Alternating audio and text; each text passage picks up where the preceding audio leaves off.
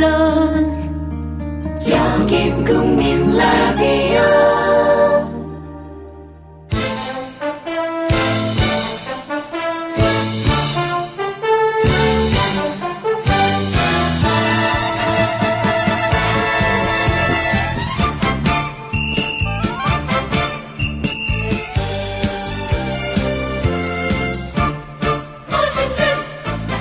팟캐스트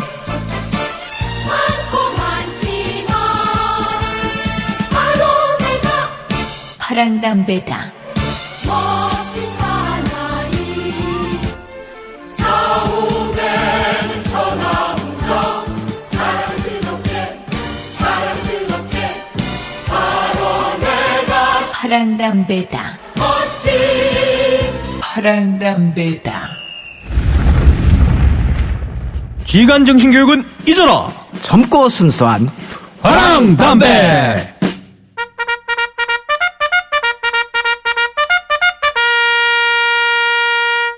예, 또 일주일이 훌쩍 지났네요. 또 여러 청취자 여러분들께 저희들이 또 돌아가게 됐습니다. 이번에는 방송하기 전에 저희들 댓글 많이 달아주시는데 댓글 내용들 조금 소개를 하고 좀 시작을 할까 합니다. 댓글 내용 보면 참 너무나 좋은 이야기들을 많이 해주시는데 다 소개는 못 해드리고 몇 가지만 하자면 저 같은 경우에는 별 하나 뭐 하나님 댓글 취지도 좋고 문제의식도 좋지만 약간의 이야기를 하자면은 진행자 톤이 너무 심하고 크다. 그래서 좀 그런 이야기들 그리고 사전에 조금 손발이 안 맞는 느낌이 든다라는 느낌을 지적을 해 주셨는데 이 정말 소중한 내용이고 정말 중요한 내용인 것 같습니다. 피가 되고 살이 되는 내용입니다. 그렇죠. 그렇죠. 앞으로 이런 점들 있으시면 지체 없이 말씀해 주시면 저희가 바로바로 수용하도록 하겠습니다. 네. 자, 그리고 저는 또 한 분이 더 계세요. 애국자님이라는 이름으로 댓글을 달아주셨는데 육군사관학교 생도를 지원했던 학생인 것 같습니다. 근데 이 방송을 들으면서 군의 좀 어두운 부분들을 좀 보면서 많이 조금 움츠러진 느낌이 드는 댓글이었는데 그래도 제가 이분께 말씀드리고 싶은 건 군인이 되겠다는 뜻은 참 숭고하고 좋은 뜻인 것 같습니다. 자기의 꿈을 절대 잃지 않으셨으면 하는 느낌으로 힘내시라는 말씀 꼭 전해드리고 싶습니다. 애국장님 힘내십시오. 예, 군인은 아무나 할 수 있는 게 아닙니다. 그때 힘내시기 바랍니다. 저는 이 두 분 댓글 소개했는데 우리 이치현 씨 가장 인상에 남는 댓글 있으시면 좀 이야기해 주실래요? 네, 저는 애청자님 이 분을 소개를 하겠습니다. 평화시에는 세금으로 편안하게 생활하다가 전쟁 나면 부하 장병들을 무의미하게 죽음으로 내몰 장군들이 우리나라에 너무 많은 것 같습니다. 평화시에는 피땀 흘리고 훈련하다가 전쟁 나면 피를 땀으로 바꾸는 게 장교이고 지휘관이 아닐까 생각합니다. 좋은 말씀이네요. 네. 마지막으로 정말 이런 팟캐스트가 국방부 공식 팟캐스트가 되어야 하는데 정말 안타깝습니다. 방담회 화이팅! 감사합니다. 감사합니다. 대단히 감사합니다. 네. 예, 댓글 소개는 더 없으시면은 오늘 주제를 한번 저희가 말씀을 좀 하고 가야 되겠죠? 네. 오늘 주제는 저희가 이제 저번에는 간부 문제들, 간부들 들어와서 어떻게 돼가는지 그런 문제를 좀 짚어봤는데 오늘은 간부를 떠나서 정군 전체를 아우를 수 있는 주제로 우리 아들 제대하면 뭐 하나.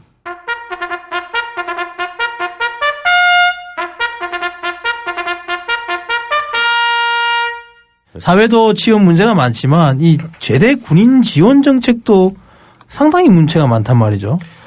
문제 많죠. 예. 그래서 오늘 우리 또 각자들이 다들 색깔이 있으시니까 우리 젊고 순수한 밀떡, 점떡 이동훈 씨 그리고 우리 육중하고 무거운 육덕 우리 이치현 씨 한껏 오늘 자기 개성을 한번 펼쳐서 이야기를 좀 부탁을 드리도록 하겠습니다. 잠시만요. 근데 왜 문영철 기자님은 이거 별명도 없고 문 기자님도 그 별명 있어야 되는 거 아니에요? 제가 오늘 또 이 지금 분위기를 세신했지 않습니까? 오늘 진중하게 가고 있는데, 그런 식으로 치고 들어오시면 안 되지. 난 진행자인데. 아니, 좀 무거운 거는 사실이라는데 왜 육덕이 뭡니까, 근데? 육중한 밀리터리 덕후, 육덕. 맞잖아요. 자, 어쨌든 이렇게 해서 오늘 저희들 간단하게 캐릭터 이야기도 나오고 했는데, 자기 색깔에 맞게끔 제가 정리를 좀 해보면서 이야기를 하도록 하겠습니다. 지금 우리가 일상적으로 지금 보면 요 근래에 나왔던 게 병영 혁신과제 22개 과제 중에 나왔던 게 2가지 과제가 요즘에 조금 핫 이슈로 떠오르고 있는 것 같습니다. 첫 번째가 군 가산점 문제하고 두 번째가 우리 그 학점 인정제도 두 가지가 이렇게 언급이 됐는데 이제 제 생각에는 저는 이제 제 친구들이 이제 욕할지도 몰라요. 군인인 친구들이 아직까지 있으니까 이 제대 군인들 지원 정책 중에 이게 군 가산점제도 이게 과연 실효성이 있는가라는 생각을 항상 많이 했거든요.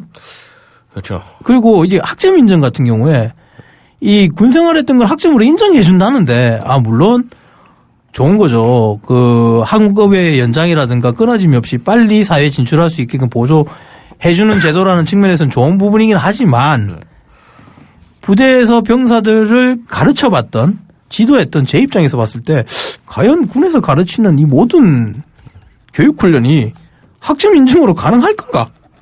그리고 또 하나 군대 교육이 그렇게 사회에서 인정할 만큼 성실한 교육인가? 이거 우리 한번 또 짚고 넘어가야 될 부분이 있을 것 같아요. 그리고 또 하나는 이 내용과 별도로 이제 아까 이동훈 씨가 조사를 되게 많이 해 오셨던데 해외 사례들 그리고 우리 군의 문제점들 요걸 좀 언급하고 이지현 씨도 아마 그 가정에서 나오신 것들이 있으니까 그런 부분들 좀 이야기를 좀 하죠. 자, 일단은 그 제대 군인 정책 중에 군 가산점 제도 부활이 지금 뭐 말이 나오고 있는데 물론 예전에 줬던 점수보다 낮춰서 2점 정도를 주고 얘네 제한을 주고 횟수를 제한을 준다고 하는데 그 이천 씨 생각에는 어떻게 생각하세요, 이거? 가산점제가 해도 이게 그 여러분도 아시다시피 이미 한번 위헌 결정이 나왔던 제도입니다. 그렇죠. 위헌 사망했죠. 네. 이 위헌 결정이 나온 이유를 알아야 되는데 예. 가장 큰 문제는 뭐냐면은 키워드는 차별입니다. 왜냐하면 이것이 처음에 그러니까 기준 자체는 제대 군인에게 그러니까 이 제도 시행 당시는 2년 이상은 5%, 2년 미하는 3% 이렇게 가산점을 부여했는데 예. 이게 말이 제대 군인에게 가산점을 주는 거지 사실상 성별차별로 이게 작용을 했거든요. 그렇죠. 이렇게 되면은 그 공무 담임권에 위배가 되지 않습니까? 네, 헌법상 평등권 그리고 공무 담임권 그리고 여성과 장애인을 취업에서 보호해야 되는 그런 조항들이 전부 위배가 됩니다. 그렇죠. 따지고 보면 제대 군인을 위한 정책은 당연히 필요한 거지만 그 제대 군인을 보호하기 위해서 다른 사람의 밥그릇을 뺏어오는 결과를 낳게 되죠. 실제로 저도 그래서 항상 주장을 하는데 보통 보수나 승진해서 혜택을 주는 거는 뭐라고 하기 어려운데 네네. 실제로 그리고 공무원 우리 공직사회에서도 그 가산점제도 시행 이전부터 네네. 그 군복무 기간을 호봉으로 100% 인정해 주는 제도는 이미 있었습니다. 그래서 그런 걸로 보상을 해주는 건 모르겠는데 아예 진입 장벽 자체를 그것으로 높여버리는 것은 좀 맞지 않는 것이 아닌가. 그런데 이게 가만히 한번 우리가 짚어봐야 돼요. 이게 공무원에 한해서 지금 가산이 나가는 거지 않습니까? 네, 이것이 그리고 실제로 헌법재판소 결정문에서도 그 공무원 한해서 문제였는데 거기서 결정문에서 한 말이 사기업에까지 이걸 적용하게 되면 직업 선택의 자유도 문제가 될 수 있다고. 그렇죠. 그렇게 될 수도 있죠. 일단 그래서 보니까 이게 통계를 보니 지금 뭐 아직은 적용이 아직 안 됐는데 네. 만약에 적용이 되게 된다 하더라도 네. 연간 뭐 한 500명 이상은 그 혜택을 못 받는 걸로 통계가 나왔더라고요. 연간 제대 자원들은 약 한 10만 명 이상이 제대를 하고 쏟아져 나오는데 그중에 500명만 해당될 수 있는. 그래서 제가 한번 이걸 또 한번 대학생들한테 한번 취재를 한번 해봤는데 네. 대학생들 의견들도 군을 갔다 온 친구들의 입장을 좀 들어보면 약간은 나뉩니다. 찬성하는 사람과 반대하는 사람. 네. 찬성을 하는 쪽 입장 같은 경우는 대부분이 공무원을 지망하고자 하는 친구들이 그렇죠. 찬성적이었고 물론 그 남자들입니다. 그렇겠죠. 근데 대부분의 공무원 쪽을 바라보지 않는 이공계 학생들 같은 경우에는 이런 이야기를 하더라고요. 쓰잘데기 없다. 그렇죠. 차라리 실질적으로 월급이나 올려줘라. 담배도 이제 지급 안 되는데 그렇죠. 담배값은 올랐고 우리가 과연 뭐 병장 기준으로 해서 한 12만 원, 15만 원 정도 받는데 그 월급으로 과연 우리가 병영생활 자체도 영위하기도 힘들다라는 이야기를 하더라고요. 그리고 실제로 이게 예전에 가산점 제도의 경우지만요. 그것이 어느 정도로 차별적인 제도인지는 통계가 말해주는데 1998년도에 예. 그 국가직 7급 일반행정직 합격자가 99명입니다. 네. 이 중에 제대 군인 가산점을 받아서 합격한 사람이 무려 72명이나 됩니다. 그래서 아무 가산점도 없이 합격한 사람, 그러니까 제대 군인 가산점 말고 다른 가산점도 있긴 있는데 가산점이 전혀 없이 합격한 사람은 6명인데 네. 그 중에서 3명은 여성 채용 그 목표제 네. 그거의 혜택을 받아서 합격한 사람이라서 순수하게 가산점 안 받고 합격한 인원은 3명밖에 안 됩니다. 야, 이게 참 그렇게 보면 이게 솔직히 이 제대 군인 보호한답시고 시작했는데 물론 아직 결정은 안 나고 아직 여러 가지 협의가 이루어져야 되겠지만요. 이 경우 남의 밖으로 뺏어오는 거 아닙니까? 그런 거죠. 야, 좀 이게 좀 심각한데요. 뭐 이게 이대로 진행되면은 지금 근데 문제는 국민 여론이 이에 대해서 찬성 분위기란 말이죠. 네. 더 심각한 사례 하나 말씀드리면요. 예. 같은 해 7급 검찰 사무직의 경우는 15명이 합격자가 있는데 네. 제대 군인 가산점 받지 않고 합격한 거 1명밖에 안 됩니다. 아이고야. 근데 물론 남성들의 입장에서 생각해 보면 뭐 저희들도 남자들이지만 군대를 대부분이 갔다 오니 당연히 그거라도 잡겠다고 하지만 그 극소수지 않습니까? 그렇죠. 그리고 또 하나는 이게 문제가 뭐냐면 아까 전에 대학생들 이야기도 나왔지만 실질적이지 못하다는 게 여기서 드러나는 거잖아요. 그렇죠. 공무원 한정이니까. 근데 공무원 한정이니까 그렇죠. 다른 직업에 대해서는 그런 특혜를 안 주면 공무원 지원은 하는 사람에 한해서만 주겠다라는 거거든요. 그 김민석 대변인의 발언을 보더라도 모든 사람에게는 줄 수 없으니 주겠다라는 말을 했는데 이게 제가 봤을 때는 말이죠. 그동안 흐름을 쭉 보면 이게 상징성의 싸움인 것 같아요. 그런 거죠 거의. 그러니까 군대에서 가는 사람에 대한 아무런 보상이나 현실적인 지원이 군 병영 생활할 때 없었다가 아무것도 없으니까 그나마 해준 게 이 역사도 되게 길지 않습니까? 원호법에 의해서 쭉 내려온 제도잖아요. 원래 따지고 보면은 이 상징 하나 가지고만 우리가 마치 군인들에게 뭘 해준다라는 느낌을 가져왔었던 것 같고 실질적으로 그 혜택은 수혜자는 없지만 근데 이게 사라지니 남성들이 어떤 상징성을 잃어버려서 반발을 하게 되고 그러면서 남녀 간의 성대결식의 어떤 그런 식으로 잘못 투영되어 왔다라는 느낌을 저는 되게 많이 받습니다. 상징하면 뭐합니까? 위원 나오는데. 그죠? 네. 그러면 이래 따지면 상징도 제대로 된 상징도 아니고 네. 그리고 위원이고 네. 그리고 실질적이지도 못하고 실제로 위원인 이유도 거의 사실상 남녀차별적으로 작용했기 때문에 위원이 나온 겁니다. 그리고 이제 이게 보면은요 그런 게 있어요. 가만 보면요 국방 예산 33조 이상 그렇게 끌어가면서 우리 뭐 맨날 방송에 나오는 거 뭐 언론들 많이 떠들지 않습니까? 네, 그렇죠. 무기 사야 된다. 뭐 시스템 바꿔야 된다.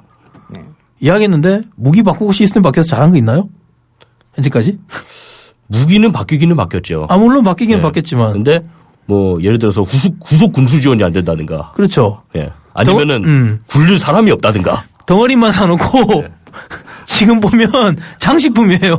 쇼윈도 속에 있는 장식품에 불과한 무기 체계만 늘리고 있는데 과연 그러면 실질적으로 예산 배분을 현재 병영에서 하고 있는 병사들에게 돌아갈 수 있게끔 월급 체계가 인상돼야 되거나 아니면 제대하고 나서 교육이 제대로 될 수 있는 교육 지원금으로 나가야 되는데 이거 한 푼도 안 들어가고 입 싹 닫고 예산 적게 들이면서 마치 뭐 해줬다고 생색내기 딱 좋은. 실제로 그 당시 위원 결정할 때 헌법재판소에서도 이것이 전혀 예산 같은 것도 들이지 않고 하는 제도라는 점을 실제로 결정해서 지적도 했고요.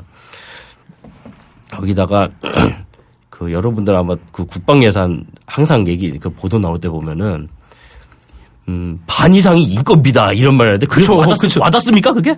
아니죠. 그러니까. 그 중에 병 월급은 소수점 %밖에 안 됩니다. 아니, 그러니까 병 월급 나와서 이야기인데, 우리 그 자유당 때하고 비교해볼까요, 한번? 그 어려운 시절, 경제적으로 못 살던 시절, 그 자유당 때도요, 그 병사 월급이 조사해보니까 공무원의 한 5분의 1 정도는 받았더라고요. 근데 지금 우리 공무원하고 병사 월급 비교하면 한 20분의 1 정도 됩니까? 거의 그 정도밖에 안 되죠. 그죠. 그렇게 되면 우리 지금 나라 살림이 그때보다 안 좋은 것 같아요. 그죠. 대한민국이란 나라가. 뭐 어디에 들일 돈이 그렇게 많은지 모르겠습니다. 그러니까 말이죠. 그러면서 장군 월급은 급 상승했고. 그렇죠. 그리고 그 빈익부, 부익빈. 월급뿐만 아니라 유지비도 얼마나 많이 나갑니까. 계층별에 빈익빈, 부익부가 생기면서 더 문제가 되는데 이런 문제에 대한 진단은 거의 없이 돈 안 들이고 에헴, 뭐 제가 에임이라는 표현을 상당히 많이 쓰는데. 네, 지난주에 나왔었죠. 네. 이 애매하는 것들만 생색내는 게 급하다는 생각이 좀 드는데 실례로 제가 보니까 이집트 같은 경우에는요. 그 나라의 기본 그 경제 기준에 그 이집트 기준입니다. 그 기준에서 그 하루 정해져 있는 법정 임금으로 지급을 하더라고요. 징병인 병사들에게도. 물론 이집트 경제는 우리보다 수준이 낮긴 하지만 그 국민의 상대적인 가치로 봤을 때는 우리보다 높은 거잖아요. 그렇습니까? 그리고 이제 그 우리가 남미라 그러면 참 못 사는 나라고 약간 우리보다 후진적이다고 생각하는데 지금 정확하게 어느 국가인지는 제가 그 기억이 안 납니다만 징병을 약 2년 정도 징병 기간을 보내게 되면 국민연금을 납부한 걸로 2년 동안을 잡더라고요. 이게 우리가 봤을 때 상당히 좀 제가 봤을 때 충격입니다. 경제 규모가 낮은 나라도 자국 여건에 맞춰서 징병에 대해서 보수와 혜택을 지급하고 있는, 혜택을 보장하고 있는데 과연 우리는 이게 뭔지. 그래서 전 이거 한번 이동훈 씨가 그 또 보니까 또 영어권 자료들하고 여러 가지 논문들을 또 조사를 해 오셨던데 이동훈 씨한테 좀 한번 여쭙고 싶어요. 외국 사례 한번 비례한 것 좀 한번 이야기해 주실래요?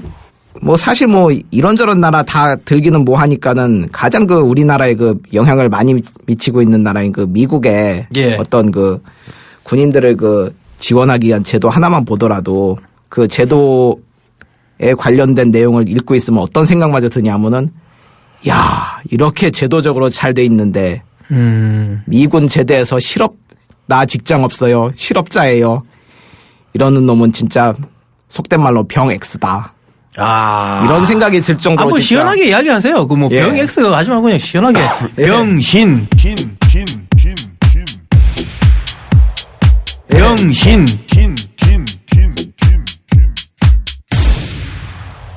뭐 이렇게 나갔어요.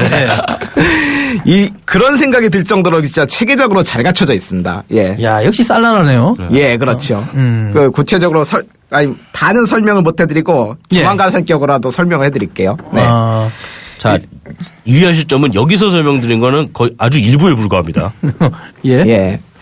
일단 그 이 친구들은 사실 그 우리나라에서도 몇 번씩 관련 논의가 나왔지 않습니까? 그 군인들이 그 군대에서 어떻게 생활했는지, 무슨 교육을 받았는지. 네네. 이거를 중대장이라든가 이런 간부들이 학생 생활기록부 쓰듯이 생활기록부를 써갖고서 이거를 제대할 때 들려주고 나가서 회사 사장한테 보여주는 거죠. 면접할 때. 나 군대에서 이런 일을 했어요. 나 군대에서 하다못해 페인트라도 자취했으니까는 여기 도장공 취직하면 아주 잘할 거예요. 뭐 이런 식으로 하자. 이런 얘기가 많이 있었는데 우리나라에서는 그게 타적이 묻혔죠. 얘기만 나오고.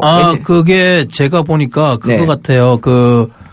제대 지원 직전에 미군들은 정보 공개를 하는 걸로 알고 있는데 그 정책의 하나인 것 같은데 그래서 지휘관들이 기록했던 세부 직종 그리고 미국은 물론 이제 우리하고 좀 다릅니다. 징병제고 모병제고의 차이점이 있겠지만은 구체적으로 자기 직능에 대한 프로페셔널한 것들이 있으니까 그거를 기명을 하고 그에 대해서 세부적인 업무들 그리고 그 성과를 평상시에 직무 카드에 이렇게 기록을 다 하니까 그거를 그대로 미군 중앙에서 이제 통합을 해서 카드로 만들고 제대할 무렵에 그 자료를 민간에 던져줌으로써 민간도 필요한 자원을 찾기 쉽게 만들고 그리고 제대 자원들도 좀 더 쉽게 먼저 이제 찾아오는 거죠. 헤드헌터들이나 이런 쪽에서 찾아오게 되면 자기가 좀 더 폭넓게 직업을 고를 수 있게끔 하는 시스템을 갖추고 있다라는 그런 말씀이네요. 예, 맞습니다. 문 기자님이 말씀하신 그런 내용들을 미국에서는 아예 군 경력 및 교육 인증서 약자로 VMET라고 하는데요. 그런 카드 서류를 만들어 갖고서 거기에 대충 이런 걸 썼습니다. 직무 경험, 군대에서 있을 때 이 사람이 뭘 했다. 그리고 자격증을 못 땄다. 그리고 군 복무 중에 어떤 훈련을 참여했다. 그리고 군 외에서 어떤 교육을 받았다. 그리고 심지어는 이 사람이 어떤 언어를 어느 정도로 잘할 수 있다. 이런 것까지 다 작성을 해갖고서 이게 해당 군인이 제대하고 나서 새로운 직업을 구할 때 이거 믿을 수 있는 증빙 자료로 나가는 겁니다. 근데 이게 미국 사회는 이런 걸 믿어주는 공신력이라는 게 존재를 하지 않습니까? 그렇죠. 그 이유를 제가 한번 생각을 해보니까 미국이라는 나라가 원래 원호제도가 엄청나게 엉망이었던 나라였거든요. 엉망이었죠. 남북전쟁까지만 하더라도 시민군 개념이었고 그 계속 그 어떤 에이전트 이상의 어떤 의미를 군대에 부여하지 않았기 때문에 군인들 스스로도 자기 목소리를 못 냈던 나라가 미국이었는데 이게 가능한 건 아마 1차 세계대전 때로 제가 알고 있습니다. 그 자국의 전쟁이 아닌 타국의 전쟁에 나가서 젊은이들이 많이 쓰러졌다. 그리고 이어진 2차 세계대전. 징병제로 의해서 갔던 장병들이 실제로 사회생활에 어떤 적응을 잘 못하고 안정적인 직장을 못 구한다는 것. 이거는 그 영화에서도 많이 나오지 않습니까? 이동훈 씨 그 예전에 무슨 영화였죠? 우리 생애 최고의 해. 예, 거기서도 실제로 그런 사회 문제들이 등장을 했죠. 예, 그렇죠. 그리고 이어지는 마지막 월남전 때 예. 요 내용이 피크가 되면서 결국 미국 사회가 군인을 저렇게 방치하게 되면 사회 불안전 요소로 전이된다. 그렇죠. 라는 인식을 가지면서 적극적으로 나오게 됐죠. 예. 그리고 그 교육 또한 정말 성실하고 알차게 교육을 실시를 했는데 그렇죠. 그래서 사회가 그걸 믿어줬고요. 예. 근데 이 이야기 나오니까 우리의 군대 교육을 한번 이야기를 해야 돼요. 그렇게 따지면 아까 말한 그 학점 인정제하고 연결이 될 것 같은데 학점 인정제가 정확하게 어떻게 됩니까? 이천 씨 혹시 그거 알고 조사를 좀 하신 게 있으십니까? 이게 학점 인정제가 좀 뭐라고 참 말씀드리기가 참 그런 제도인데 이게 보니까 네네. 그 국가평생교육진흥원 연구에 따르면요. 네. 이걸 갖다 군에서 좀 하는 정신교육이라든지 전투훈련 이런 거를 네. 20에서 27학점 정도로 환산이 가능하다는 그 연구가 기준이 있습니다. 뭔가요 도대체? 저도 이 기준이 참 뭔지 참 아니, 궁금한데. 진짜 그 이야기 참 잘하셨는데 네. 저는 훈련을 지켜봤잖아요. 네. 지휘관 정신교육 무지하게 했습니다. 네. 심지어는 저기 뭐 소대장 때 중대장 거 대대장 거까지 대리로 교육을 해봐서 제가 좀 아는데 물론 정신교육 중요하죠. 중요하지 않다는 이야기는 안 합니다만 이게 학점으로 인정되려고 그러면 물론 연결지려면 역사학적으로는 넣을 수는 있긴 있어요. 네. 뭐 우리 민족의 저기 순환사라든가 이런 것들은 역사학으로 볼 수는 있겠죠. 하지만 문제가 되는 게 마지막 결말이 안 좋잖아요. 그렇죠. 기승전 반공. 그죠? 네. 물론 대한민국 사회 민주주의 체제고 우리가 북한보다 뛰어난 건 사실입니다. 근데 항상 이념적인 걸로 가요. 그리고 항상 정부 교육으로 끝나죠. 그렇죠. 네. 이런 이념 교육이 과연 학점으로 인정받을 수가 있는지 학문적 가치가 있는지 저는 일단 의문이고. 그 대학교육에서 나는 나오는 학점이라는 게 그 아닙니까? 대학은 고등교육이잖아요. 그렇죠. 상당히 생각을 하고 자기가 탐구하고 연구하는 과목인데. 뭐 군대 정신교육은 실제로 주입식 암기식에다가 뭐 일단. 물론 주입식 암기식이 아니라고 이야기하기도 해요. 왜냐하면 국방일보 스크랩을 해서 사전에 윤독을 하고 그걸 자기가 읽은 걸 강독을 한 걸 느낌을 발표하는 식으로 정신교육을 한다고 하기 때문에 주입식이 아니라고 이야기를 하는데 사실상은 아닌 거죠. 사실상요. 제가 해봤지 않습니까? 질문하면요. 저는 그 태권도 약속 대련이 생각이 나요. 주고 받고 주고 받고 주고 받고 주고 받고 딱 정해져 있는 거거든요. 이게 학문적 연구하고는 전혀 상관이 없단 말이죠. 그렇죠. 일단 그러고 또 하나 우리 자격증 이야기가 나왔는데 국방일보에 보면 자격증 몇 개 땄다 자랑 엄청나게 하지 않습니까? 그렇죠. 근데 걔 중에는요. 이것도 조작이야. 실례로 한번 봅시다. 우리 한자검정. 한자검정 나왔죠. 한자검정. 터졌죠 지난번에. 네, 터졌는데 일단 그거는 뭐 군 내, 군 밖 두 개를 다 이야기할 수 있는데 네. 군대 내에서 치죠? 네. 그럼 주무 감독이 제대로 안 돌아가요 실제로. 이건 좀 옛날 이야기이긴 한데 옛날 소위 때 어느 순간 저는 뭐 돈을 냈는지도 기억도 안 돼요. 우리 행정복관님 오셔가지고 소대장님 여기 있습니다. 뭘 줘요? 뭡니까? 했더니 예 국가 자격증요. 1급이야. 신청도 안 했는데. 와, 이 하늘에서 똑 떨어진 그거 자격증이네요. 아직도 우리 집에 있어요. 와, 어떤 자격증이에요? 타이틀이 뭐예요? 그 문서 실무사였던가? 하여튼 뭐 그런 게 있었어요. 그렇게 있었고 이게 근데 국 내부에도 문제가 되는 게 얼마 전에 그 학군 후보생들 시험 감독관 터진 거 있었죠. 한 2주 전, 3주 전쯤이었나요? 아주 크고 아름다운 건이 한 건 터졌죠. 예, 그 학군 후보생들이 상공회의소 주최하는 모든 시험에 시험 감독관으로 들어가는데 부정이 있더라. 그렇죠. 지네들끼리 특히 이건 저도 해봐서 압니다. 저도 대학 다닐 때 해봤거든요. 군복 입고 오시는 분들, 신분증에 군복 사진 붙이고 계신 분들, 얘는 안공불락입니다. 선배네 피해야지. 아니면 심하면 대놓고 이야기하죠. 눈치 딱 주면서 모르겠는데 눈빛 보내면 후배들이 선배님 이런 시츄에이션이 가능한 그런 교육이다 보니까 군에서 받는 자격증이라는 게 과연 신뢰성 있는 자격증인지 우리가 한번 또 따져봐야 될 문제가 있는 것 같고. 그리고 아까 저 전투교육 내용 중에서 물론 병종이나 병과 직능 특기에 따라서 또 다른 부분이 있어요. 예를 들면 뭐 그 병기 병참 쪽에서는 정말 전문적인 지식들이 들어가기 때문에 기술병과 쪽에서 많이 그렇죠. 그쪽에서는 그 대학과 연계되는 실습 점수로 활용할 수 있는 부분은 분명히 있습니다. 네. 근데 예를 들면 우리 그걸 따져봐요. 이런 거. 그 우리가 하는 것 중에 이런 거죠. 예를 들면 행군한다. 행군. 전술훈련이라 치자. 그렇죠. 그걸 학점으로 인정하는데 전술훈련이 과연 학점으로 인정될까요? 사회체육으로도 적용하기 힘들 것 같은데? 이걸 갖다가 군 당국이 그래갖고 정신교육 쪽에서 군 당국이 지금 내놓은 그 방안이라는 게 무려 9학점을 인정을 해주겠다는 겁니다. 9학점이라. 근데 이것도 따지고 보면요. 아까 우리 군 가산점이 결국은 평등권이 위배된다고 했잖아요. 그렇죠. 그러면 대학에서 정상적으로 아카데미컬한 수업을 제대로 듣고 제대로 진리의 탐구에 연연한 학생들은 과연 뭐가 되는지 우리가 한번 물어봐야 될 것 같아요. 이게 거기다가 뭐 이론상이긴 한데요. 예. 군에서 원격 강의를 수강하면 6학점. 네. 그리고 군 교육기관에서 수학을 하게 되면 2에서 3학점. 예. 이런 식으로 인정을 하게 돼서 이론상으로는 최대 18학점까지 지금 이수가 가능한 걸 하는 거 나와 있는데 참 깝깝하다. 이렇게 되면은 대학으로 따지면 한 학기 아닙니까? 아, 그렇죠. 근데 이제 중요한 건 그 과목들의 교관들이 누굽니까? 군인이죠. 그 중대장, 대대장, 그죠. 뭐 소대장일 텐데 그러면 과연 인양반들이 정신교육만 일단 이야기를 딱 잡아볼까요? 그러면 적어도 전공 과목이 인문학이어야 되잖아. 그렇죠. 그죠? 네. 근데 장교들 중에 인문학 소양자들보다 이공계가 더 많아요. 뭐 전공은 다 섞여 있죠, 뭐. 예. 근데 이런 사람들이 인문학에 관련된 내용을 가르친다? 자격증은 있나?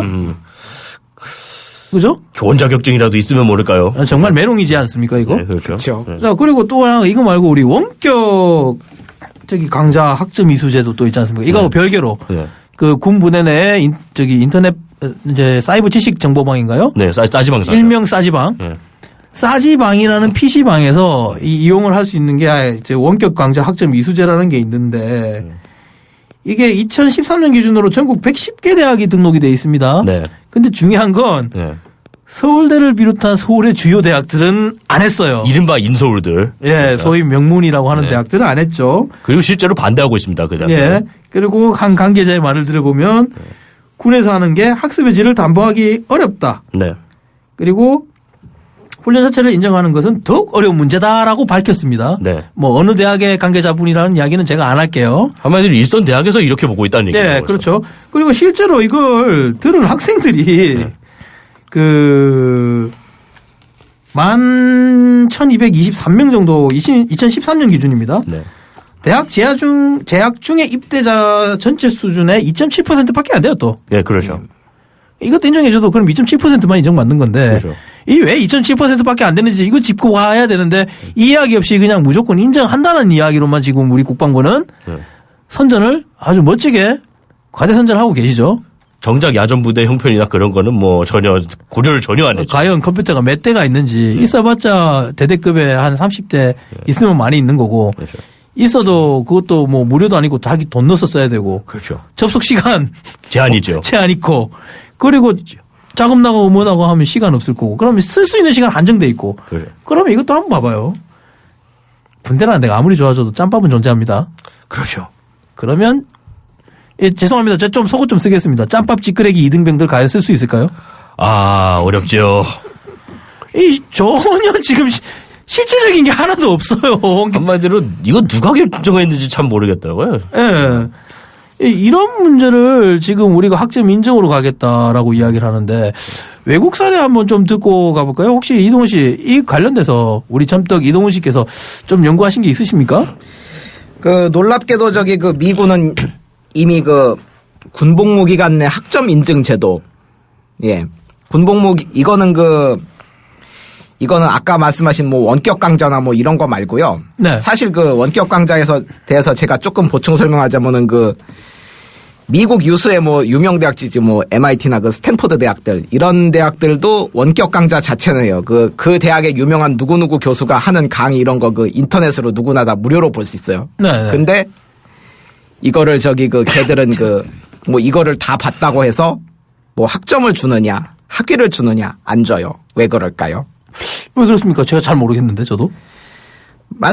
말씀하신 그런 문제점 말고도 아까 말씀하셨죠. 그 대학은 고등교육이라고. 그렇죠. 단순히 고등교육의 강좌는 어떤 이거를 많이 보는 게 아니라 본인이 열심히 연구를 해야 돼요. 그래야지 따라갈 수 있지. 그게 안 되면 못 따라갑니다, 진짜. 책도 사서 봐야 되고, 사고다 빌려서 봐야 되고. 그렇죠. 그러기 때문에 미국 친구들은 아예 이런 거는 그거를 안 하고요. 군 복무기간 중 수료한 외부 교육 과정 있잖아요. 이거를 학점으로 인정을 합니다. 아, 그런 거니까 저도 기억나는 게, 저도 현역으로 복무할 때 미군 친구들을 개인적으로 친분을 두고 만났는데, 이 친구들 같은 경우는 외부 교육기관 교육을 되게 많이 받더라고요. 그렇습니다. 실제로 이 친구들, 물론 이제 미군은 징병제라는 게 아니라 자원제도, 즉 직업군인이라는 차이는 있습니다. 있긴 한데, 그걸 고려한다 하더라도 파격적이었어요. 제 기억에는. 예를 들면 정보병과의 상병이었는데 이 친구가 지금 본국으로 돌아갔지만 한국어가 너무 유창했어요. 저 처음에 놀랐습니다. 전화통화를 하는데 어디 알려주세요 이랬는데 한국말이 너무 유창하니까 아니 이렇게 나오시면 되잖아요. 이렇게 하니까 저 외국인이에요. 좀 친절하게 이야기해 주세요. 이렇게 이야기를 하더라고요. 아, 거짓말 하지 말라고. 당장 끊으라고. 그런데 진짜 백인 친구가 온 거예요. 나중에 물어보니까 어떻게 된 거냐면 연세대학교에 한국어학당하고 이런 것들을 다 다니고 있다. 그리고 그 모든 기록들이 그리고 교육비도 군에서 지원 나가고 있고 그 모든 것들은 전부 내 기록으로 남는다. 그 이야기를 하더라고요. 그리고 또 하나 이야기를 했던 게 또 다른 미군 친구 같은 경우에는 군 입대를 한 계기가 좀 더 나은 교육을 받고 싶어서 군을 입대를 했답니다. 그러니까 무슨 이야기냐. 그러니까 군의 교육이 절대 허접한 교육이 아니라는 인식을 갖고 있답니다. 미국인들은. 그렇죠. 네, 상층 교육이고 정말 고 전문적인 교육들을 너무 많이 하니까 거기서 얻는 자격증 군에서 밖에 못 얻을 수 있는 것들이 너무 많아서 그걸 얻기 위해서 왔고 또 하나는 제대 후에 대학 진학을 할 때 그 대학 진학 학비에 대한 감면 제도가 또 따라가더라고요. 그러니까 이러니까 미국에서는 뭐 물론 요즘에 미군 자원들이 많이 안 좋아졌다 옛날보다 전쟁을 많이 하니까 더 하향으로 해서 더 안 좋은 자원들이 많이 들어왔다고 이야기를 하지만 그래도 그 이면에는 또 그런 많은 혜택을 받기 위해서 오는 뛰어난 자원들도 많더라는 거죠. 근데 우리는 비교해보면 이것도 저것도 아닌 것 같습니다. 심지어 우리는 그렇습니다. 간부들 그러니까 특히 장교들 상대로 국비 위탁이 있잖아요. 네네. 그거마저도 거의 뭐 사실상 통제 위주로 많이 가는 것 같아요. 아, 그건 제가 할 말이 있어요. 이것도 제가 또 일본 유학을 하면서 봤지 않습니까? 네. 아카데미 출신들. 네. 예. 아카데미 출신 아시는 분들 아시죠? 예, 압니다. 예, 이제 뭐 출신이라고 이야기를 하면 너무 공격적이라서 그냥 아카데미로 갈게요. 네. 자, 아카데미 출신 분들이 몇 명 유학으로 와 있더라고요. 제 대학원 다닐 때. 근데 이 친구들 학비 면제입니다. 그러게죠. 국비니까. 국비고. 그리고 월급 나옵니다. 나오죠. 그리고 학교하고 다 협약이 국가 간에 이루어지는 거기 때문에 숙식 문제도 좋아요. 물론 그게 나쁘다라는 게 아닙니다. 제가 말하고 싶은 그게 나쁘다라고 이야기하는 게 아닌데 그러면 되게 좋은 여건에서 좀 더 자유롭게 좀 뭔가 연구하고 해야 되는데 대부분 보니까 연구 과제를 미리 정해줘서 그 정해진 것만 하고 돌아가야 되는 시스템이더라고요. 통제는 일종의. 왜 그렇죠? 그러니까 우리 군에서 그게 필요하다고 생각을 했기 때문에 했는 건데 참고로 저쪽은 인문사회과학 쪽이니까 그러니까 뭐 기술 쪽 같은 경우에는 그게 가능하다는 인문사회과학 쪽에서는 자유롭게 연구가 돼야 되는 부분일 텐데 아무리 국가가 그 교육을 한다지만은 너무 통제적으로 가는 느낌? 기존에 이루어져 있는 부분으로만 몰려가는 느낌? 제가 뭐 구체적으로 어떤 연구를 한다고는 밝히긴 좀 그렇지만 이게 좀 나쁘게 가면은 높으신 분들이 입마개 차에 맞도록 될 수도 있겠네요. 아, 그렇죠. 그분들 간장중지에 맞춰져 있는 거지. 그렇죠. 예. 그래서 하여튼 좀 그런 느낌도 많고 또 하나는 이제 이거를 우리 좀 제대 군인 쪽으로 이야기를 하니까 우리 다른 이야기로 좀 잠시 해볼까요? 뭐 이거는 뭐 아까 전까지 했던 얘기는 병, 장교, 부사관 다 아우르는 내용인데 간부들 교육이 문제가 상당히 많아요. 많죠. 제가 이 얼마 전에 뭐 물론 저는 얼마 전이 아니라 뭐 직접 저도 제대했을 때 그 교육을 받아본 적도 있지만 이 제대 간부 교육이 개판 5분 전이에요. 왜냐? 일단 무슨 자격증 준다, 교육지원비 준다 해서 갔는데 가보면요. 수업 1개월수 제대로 안 지켜도 돼. 교육비 지원은 국비로 나가. 자격증 나가. 그런데 설명하는 게 더 웃겨요. 여기 이거 소개하러 오는 사람, 그러니까 즉 강사인데 해당 과목 강사들인데 대부분 군의 대선배들입니다. 뭐 대령급 이상 뭐 이런 양반들. 이 양반들이 대학 가가지고 감천 하나 쓰고 뭐 대학 뭐 교수 하나 지기 가는 거죠. 그러니까 영업 뛰는 거예요. 가가지고 국가 예산 받으려고. 그래놓고 하는 말이 대놓고 그 공개 자리에서 하는 말이 뭐냐면 저희 총장님은 군인들을 사랑합니다. 자, 요거부터 일단 가관인데. 자, 한번 들어봐요. 이게 더 웃깁니다. 여러분들 바쁘시죠? 힘드시죠? 압니다. 우린 군인들의 사정도 잘 봐줍니다. 자, 요거까지 세트 2, 세트 3 굳히기. 그래놓고 이 교육 받고 나가면 취업 정말 잘 됩니다. 진짜로 잘 되는 걸까요? 자, 근데 한번 봅시다. 교육 일수 제대로 안 채우고 시스템도 엉망인 교육에서 과연 취업이 잘 된다? 대한민국 기업들이 그렇게 바볼까요? 그럴 리가 절대 없지요. 그러니까 기업들이 군에서 지원해서 하는 교육이란 걸 믿을까요? 안 믿을까요? 믿는 게 바보겠죠. 안 믿는 거죠. 이게 믿을 수가 없는 거예요. 그래놓고 교육한다고 또 생색은 내는 거야. 그러니 이 군 교육 자체가 현역일 때도 그렇게 부실한 교육을 하더니 제대하고 나갈 때도 부실한 교육을 하고 있다라는 거. 이거 이제 또 하나가 제대 지원 센터라는 데가 있어요. 네. 뭐 요 근래는 국방 전역 지원 센터까지 교육센터 전역 교육센터까지 생겼는데 이 국방 이건 보훈처입니다. 제대 군인 지원센터는 소속이.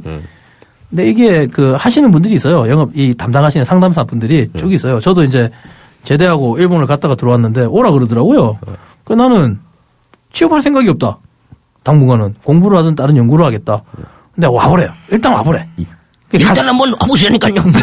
그러니까 그 갔는데 와서 나보고 뭘 해먹고 살 거냐고 묻더라고요. 뭔 내 마음이지. 해준 거 뭐 있다고 누구가. 그렇지 않습니까?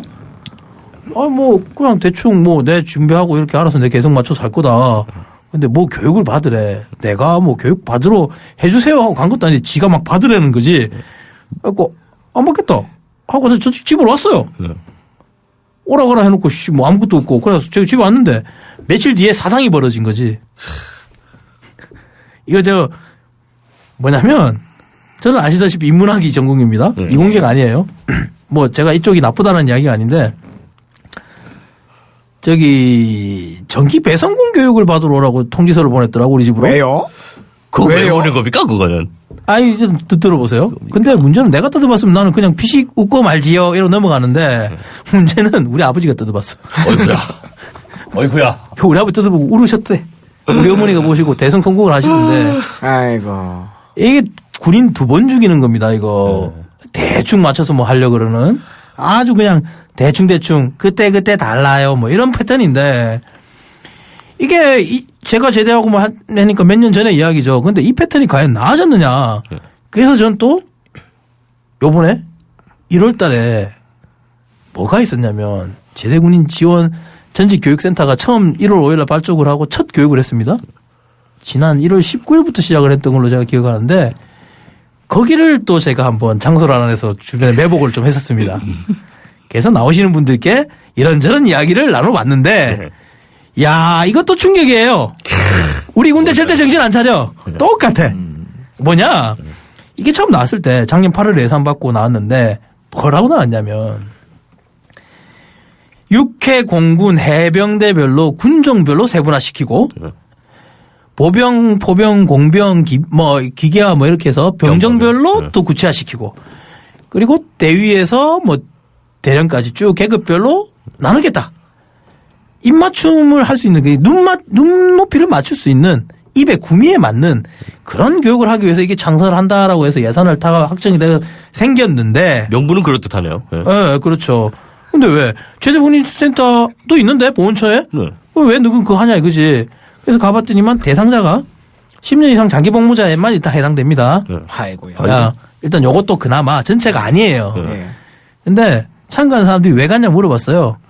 하는 말이 제대하고 나서 전직 교육비, 양성 교육비인가 뭔가 교육비가 있답니다. 역시 또 돈이 걸리는구나. 그걸 안 가면 그걸 안 준대. 어이구야. 그걸 갔다 오면 90%까지 지급을 해주고. 그러면 제대군인 지원센터에서도 그 예산이 잡혀져 있고 여기도 예산이 잡혀져 있고 이중 아닙니까? 세금 낭비네? 네, 세금 낭비지. 돈지랄이지. 네. 돈지랄 하는데 원래 취지에도 안 맞아. 가봤더니 육해공 해병대 다 때리받고 포병 다 때리받고 계급 대위에서 대령까지가 한반 140명이 나눈다 떼더니 한반. 야. 그리고 더 웃긴 건 이 140명 중에 대부분은 처음에는 숙식을 하겠다고 왔답니다. 어이구야. 전국적으로 다 왔으니까. 근데 처음에 갔더니 뭐 수도꼭지가 샤워꼭지가 네 부스. 물론 140명이 다 자는 거 한 반분 정도 잔다 그랬다는데 그러면 70분의 4명이면 그래서 이제 항의를 했대요. 그 자리에서. 소요가 일어난 거지. 무슨 난민수 이게 용서도 뭐냐 아니고. 그러니까 그래서 한 20개 이상이 늘어났는데 무슨 신병교육대 같아.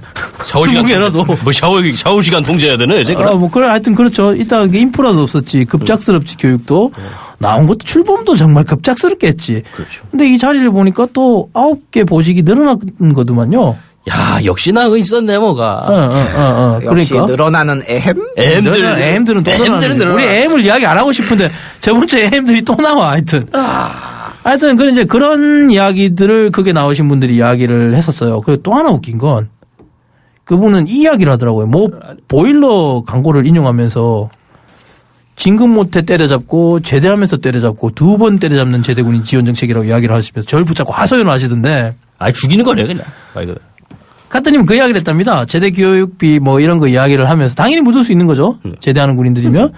근데 그 양복 입은 신사가 아니라 양복 입은 군인인 것 같아요. 그분들 눈치가 절대 민간인 아닌 것 같고 국방부 냄새가 너무 났다. 말 안 투나 하는 행동이.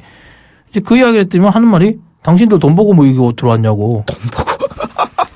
뭐 이런 쪽에 말이 나왔다고 해요. 이런 쪽에 말이. 설령 그렇다고 해도 살려면 돈이 필요하지 제대한 다음에. 그래서 거기에 있는 140명들이 봉기를 했답니다. 야. 저 강사 끌어내라.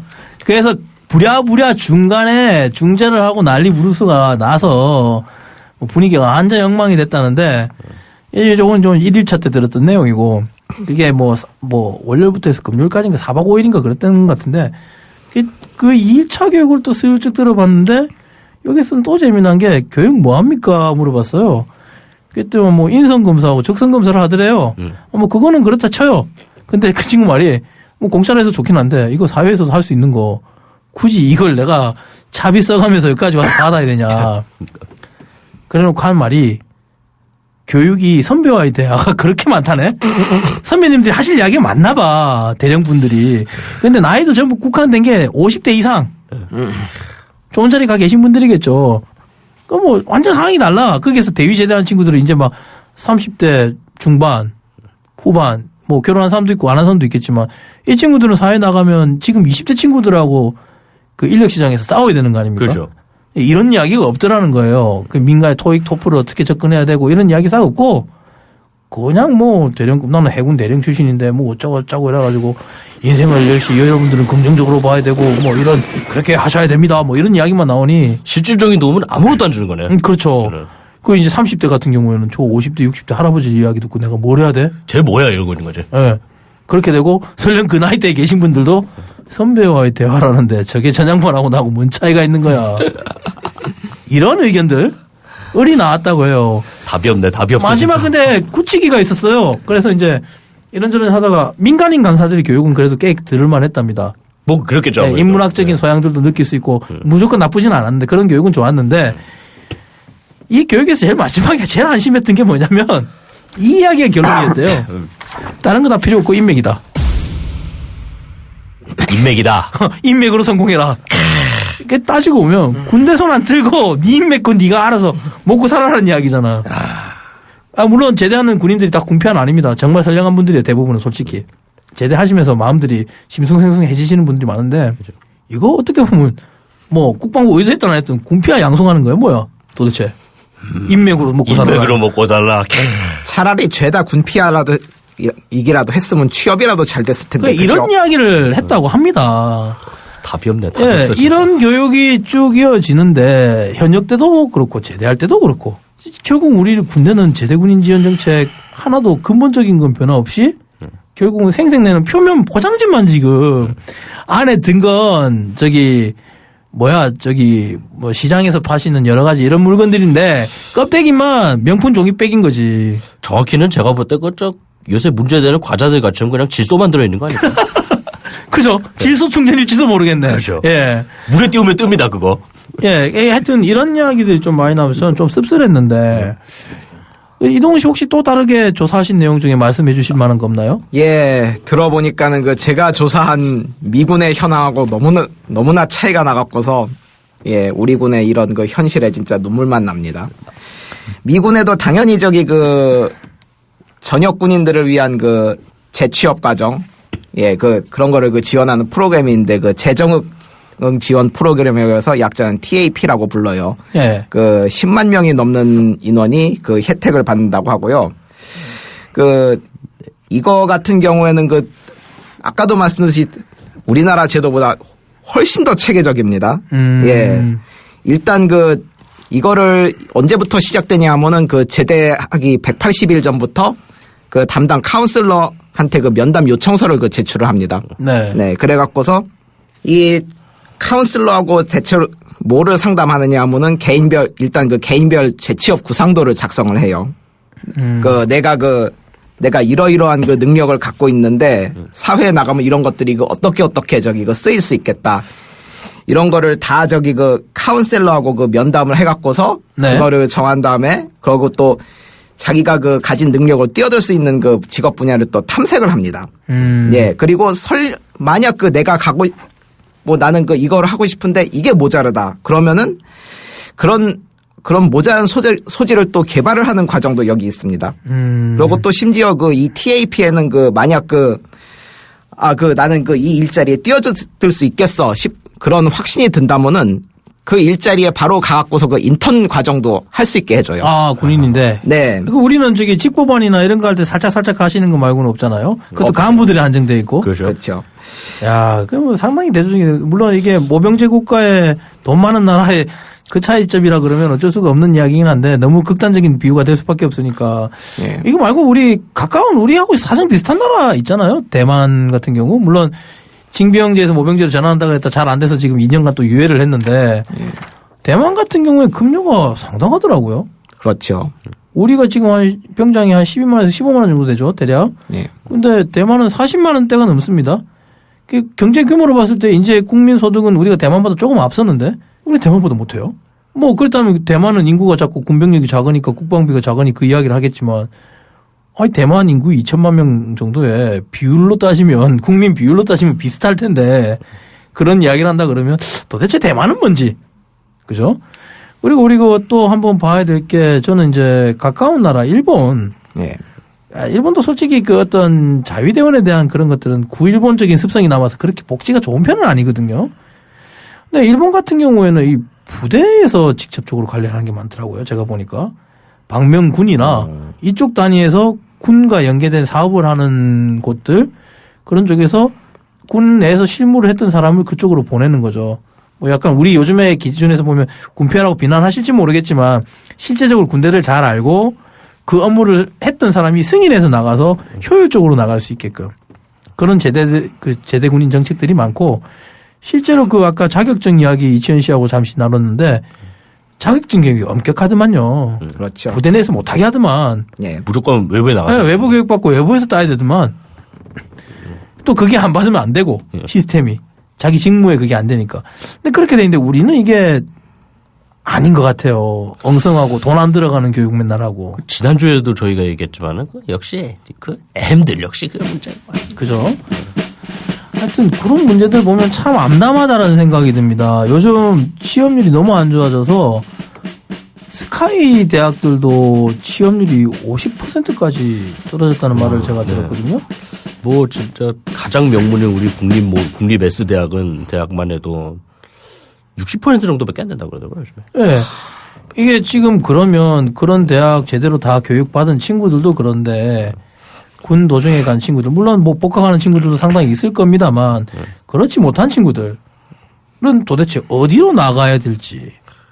결국은 이런 악순환이 계속되면 그게 사회로 계속 이런 부담이 증가될 텐데 이게 군이 이제는 정확하게 눈을 떠야 되지 않겠나 하는 생각을 합니다. 진짜 말씀하신 대로 그거네요. 진짜 현역 때 때려잡고 저 제대하면서 또 때려잡고. 두 번 때려잡는 거죠. 한 번 때려도 아픈데 두 번 때리면 더 아프지. 때리는데 또 때리고 아주 나쁜 놈들이에요. 때리는데 또 때리는 놈들. 그러니까요. 그렇지 않습니까? 네. 자, 지금 하여튼 시간이 지금 약간 조금 남아 있는데 마무리를 살짝 정리하고 오늘은 조금 다른 내일 다음 이제 이어져야 될 그런 내용들을 좀 말씀하는 걸로 마감을 짚도록 하죠. 일단 제부터 일단 마지막 정리를 한마디씩 하겠습니다. 그럼 돌아가면서 한마디씩 하는 걸로. 네. 국민 여러분, 군인들 군대에서 정말 고생 많습니다. 하지만 정말 선량한 군인들은 제대하고 나서도 너무 암담합니다. 시민 여러분들은 이런 부분을 좀 이해를 해주고 제대하는 군인들을 사랑으로 좀 다독여 주십시오. 그리고 저기 군대 높으신 양반들 똑똑히 들어요. 당신들 자리들하고 당신들 뒤에 나갈 자리 챙기지 말고 우리 똑같이 군인으로서 명예를 나눌 수 있도록 좀 합시다. 에? 자, 다음 우리 6등님. 전 세계에도 징병제 국가들이 좀 있긴 합니다만 대한민국 같이 이렇게 대우하는 나라 사실 제가 본 일이 없습니다. 맞아요, 맞아. 가장 물론 좀 중요한 거는 제가 볼 때는 그 역시 간부도 간부지만 우리 병사들 네. 진짜 항상 우리 국방 예산 얘기할 때 인건비가 50% 이상이네 하는데 예? 병사들 월급 0. 몇 %밖에 안 됩니다. 인건비 50% 와닿습니까 진짜 국민 여러분 진짜 이런 말도 안 되는 현실 이거 좀 바꿔야 하지 않겠습니까 이제 넘겠습니다. 예, 그럼 우리 점떡님. 예. 1화 때도 드렸던 말씀인데요. 그 국방의 의무가 그 고귀하다고 성스럽다고 말할 수 있는 이유는 국방의 의무에 임하는 사람들이 다른 것도 아니라 그 자신이 갖고 있는 가장 중요한 거 자신의 그 생명을 걸고 담보로 걸고 의무에 임하기 때문에 그렇습니다. 뭐 2년을 복무했던 30년을 복무했던 그거는 변함이 없어요. 그 사실을 망각했다가 20세기에 그 완전히 그 개피를 본 나라가 동북아시아에 무려 3나라가 있습니다. 네. 어떤 나라입니까? 인명을 경시했다가 완전히 개피 본 나라. 북한, 그렇죠. 구제국 일본, 그리고 소련. 네. 소련은 아예 없어졌죠, 지금. 네. 그런 나라들의 전철을 밟지 않으려면은 지금 당장 전쟁이 없다고 하더라도 제대한 군인들에게 제대하고 나서도 사회가 나를 이렇게 받아준다. 사회라는 또 다른 전쟁에 나가서 열심히 싸우자. 그럴 수 있게 우리들이 그 지원을 해줘야 됩니다. 이상입니다. 야, 좋은 말씀. 자, 오늘 주제는 이 정도로 정리를 하고요. 우리 이제 의견들이 상당히 많이 올라왔습니다. 댓글에서. 네. 그 내용들이 상당히 문제의식도 있고 좋습니다. 근데 같이 듣고 있는 여자친구나 어머니 같은 경우에는 내용은 좋은 것 같긴 한데 말들이 너무 어렵고 조금 어려운 주제들이 많다. 진짜 안보하고 비슷하다. 뭐 진짜 안보 속편이냐 뭐 이런 이야기를 하셔서 이제 고민을 한 끝에 이야기를 저희가 좀 했습니다.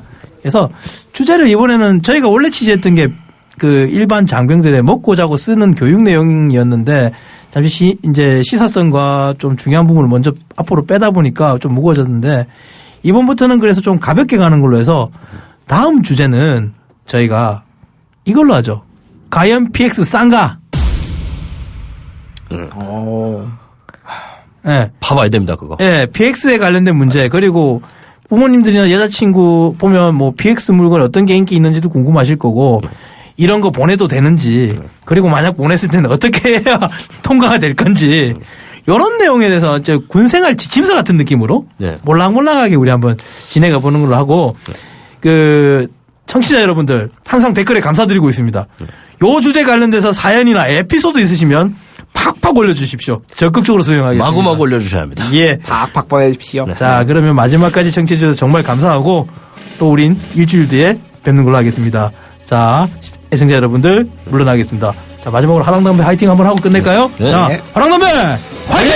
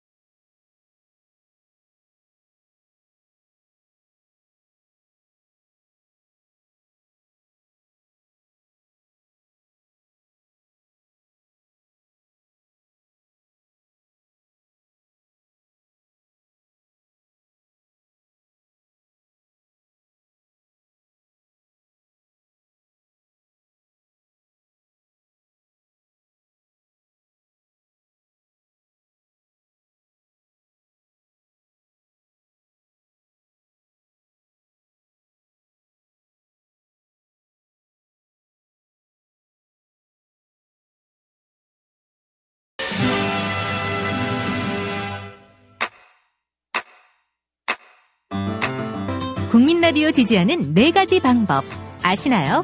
다운로드하기, 별점 주기, 댓글 달기, 구독하기. 국민 라디오를 보다 많은 이들에게 전할 수 있는 가장 손쉬운 방법. 다운로드하기, 별점 주기, 댓글 달기, 구독하기. 잊지 마세요. 다운로드하기, 별점 주기, 댓글 달기, 구독하기.